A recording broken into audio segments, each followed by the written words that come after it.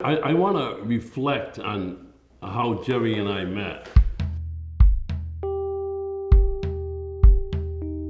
I was a 12-year-old kid. He was fresh out of Vietnam, and we were hanging on Messer Street in Providence, and this kid, Billy Cosper, was trying to date my sister, which my father was totally against.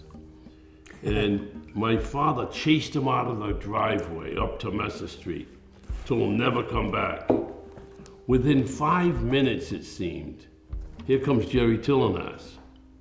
He walks over, we were on the second floor at the time. He walks over and says, "Hey, buddy, oh."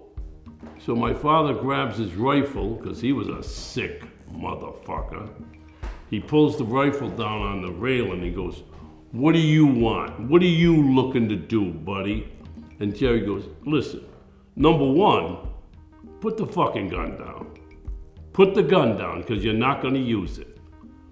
And I never heard anybody talk to my father like that. My father was a bad dude. He hung around with Ronnie Sweet. He knew the Ramettes. He was a hell of a guy, and he was tough.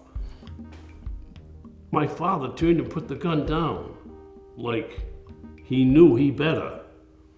And then, but Jerry, never the wise guy, always a tough guy, but never a wise guy, said to him, he said, "Listen, you're gonna try to tell your daughter who she wants to date?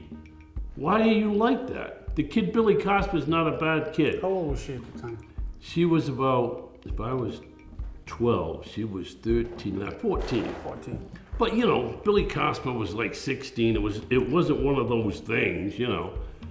But I was so impressed because Jerry just talked him right down like he had a gift.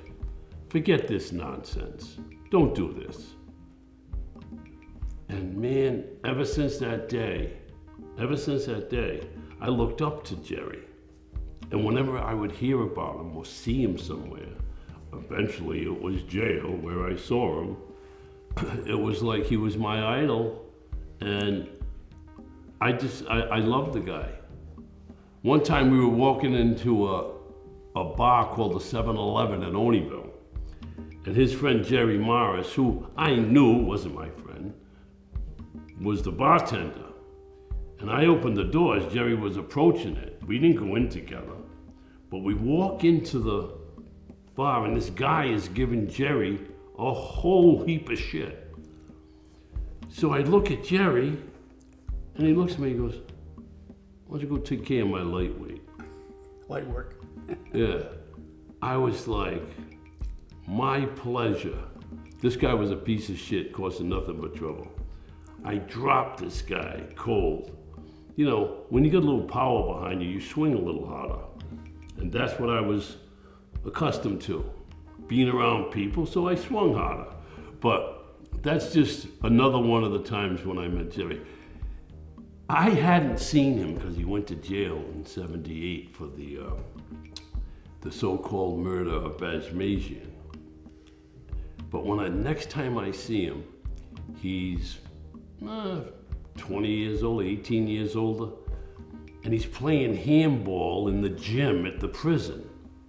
I walk down the stairs, I'm looking to work out, and I saw a fucking wingspan on Jerry. He didn't even have to move far. He went a little this way with the handball, a little this way.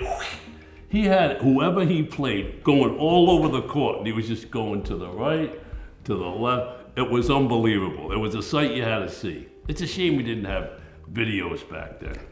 It really is. It's a shame. I don't think we would have wanted a video in the can, though. Well, it was just so cool. You know, it was so cool.